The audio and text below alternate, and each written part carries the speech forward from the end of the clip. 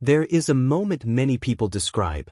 They are standing in their own home, a home they have lived in for decades, a home full of things they chose and kept and moved from one place to another, and instead of feeling safe, they feel a low, quiet dread.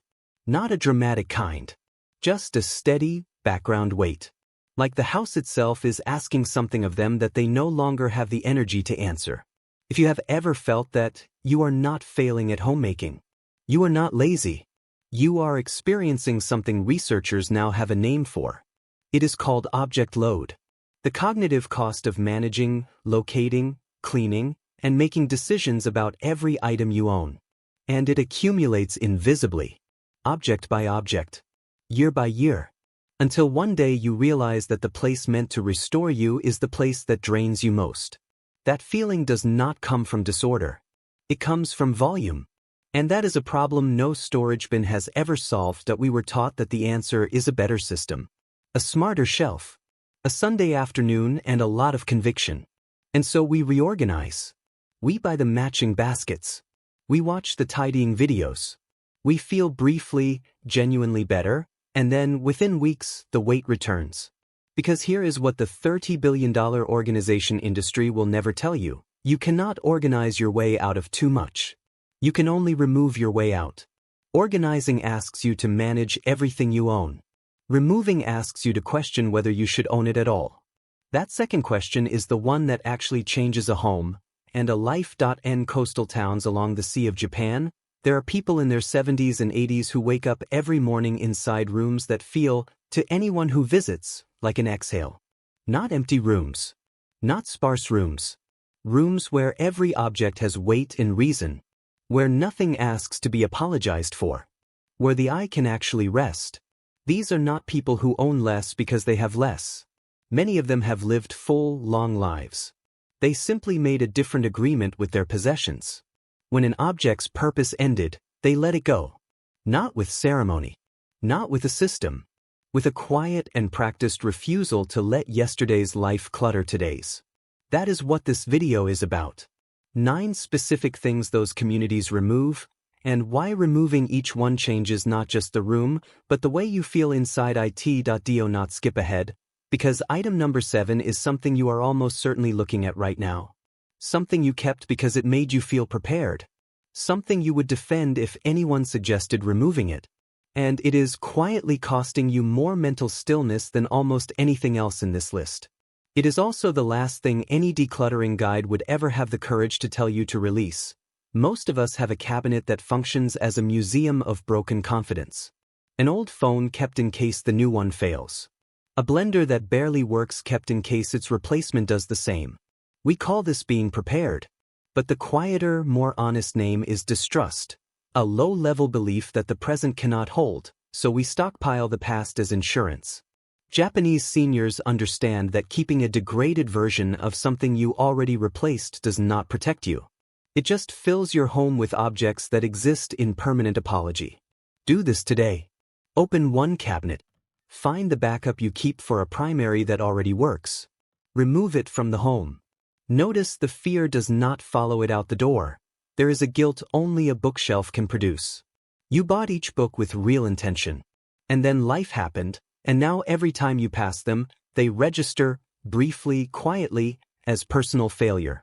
The concept of Ma teaches that empty space is not absence, it is possibility. A crowded shelf tells your nervous system daily, there are things you have not done yet. A shelf of fewer, chosen books says something different. Everything here belongs to who I actually am. Find any book in your sightline you have not opened in 6 months and feel guilt about. Move it out of sight or out of the house. You are not abandoning learning.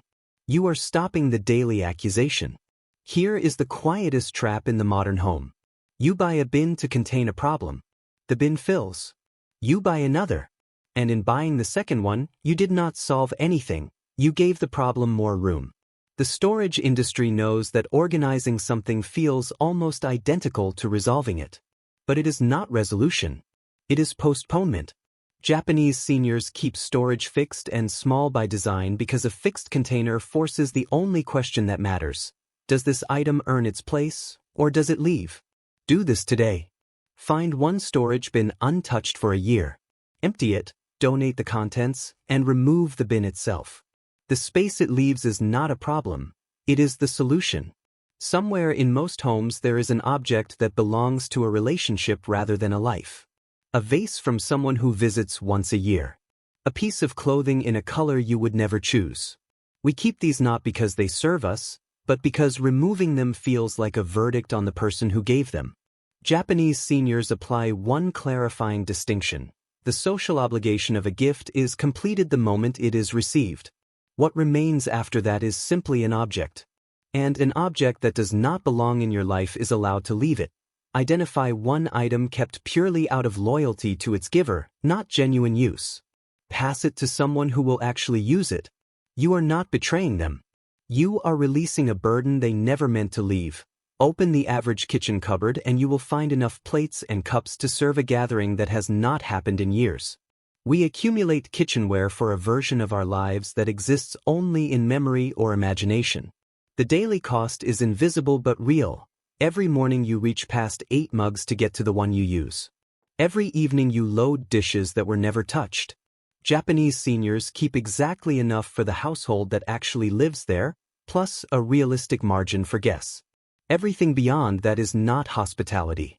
It is memory taking up shelf space. Do this today. Count your household members, add 2 for guests. Keep that many place settings. Remove the rest. Notice how much simpler the kitchen feels by tomorrow morning. Every morning before a single decision is made, your wardrobe makes one for you. It presents every season at once. Heavy coats pressed against summer linen, winter boots below sandals you actually want. Research on decision fatigue shows the brain depletes its decision-making capacity from the very first choice of the day. A wardrobe with 12 months of clothing in one space is spending that resource before breakfast. Koromogi means removing the opposite season entirely from your active living space. Not tucking things aside, removing them. The result is a wardrobe that only asks one question: what do I need today? Do this today. Pack every out-of-season garment and move it outside your main wardrobe entirely.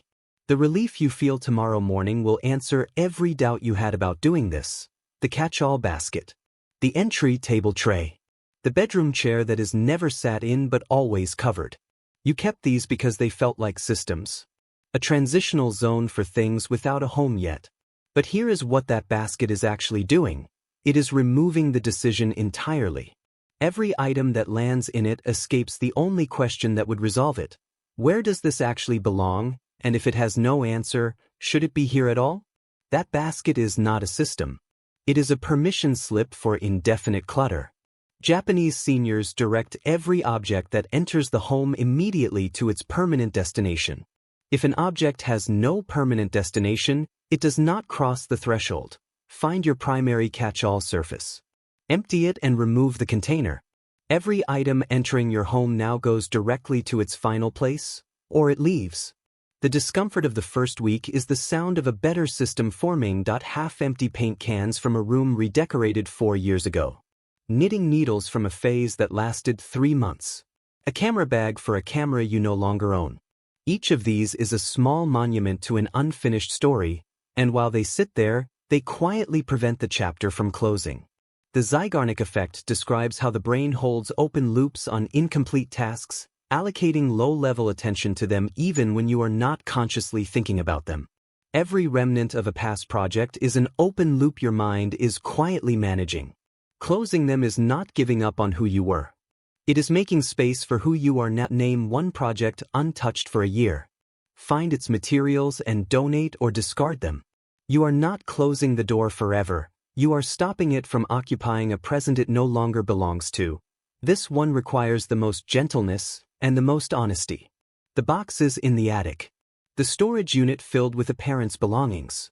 Items that have not been opened since they were packed. We keep them because releasing them feels like releasing the people they represent.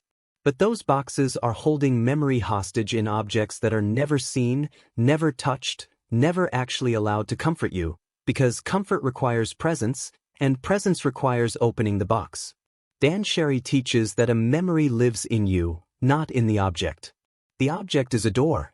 You can honor everything behind that door without keeping it sealed in a room you never enter. Do this today. Open one box, just one. Find the single most meaningful item inside. Keep it somewhere you will actually see it. Let the rest go. One conscious choice does more for memory than 40 items stored in darkness. Here is what I want you to take from this. None of these 9 things are really about tidying. They are not about having less for the sake of having less. They are about a question that only becomes urgent at a certain point in life. What do I actually want my remaining time to feel like? Because here is the truth that most people arrive at too late. Your home is not a container for your possessions. It is a container for your attention.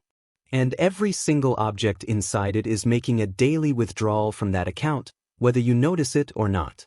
The Japanese seniors who wake up in those quiet, restful rooms did not get there by being disciplined. They got there by deciding, a long time ago, that their attention was worth more than their accumulation. That is available to you too. Do not attempt all 9 of these this weekend. That impulse, to fix everything at once, is the exact energy that leads back to clutter. Instead, pick just one item from this list. The one that created the smallest resistance when you heard it. Start there and only there. One removal, done properly, changes how you see the rest of the house. That shift in perception is the beginning, and it costs you nothing but the willingness to let one thing go. Right now, look around the space you are sitting in. One of these 9 categories is present within your field of vision. Drop a comment naming the single item you are going to remove before you go to sleep tonight. Not tomorrow, tonight. And if this way of thinking about your home is something you want more of, subscribe. Because this is exactly the kind of conversation this channel exists for.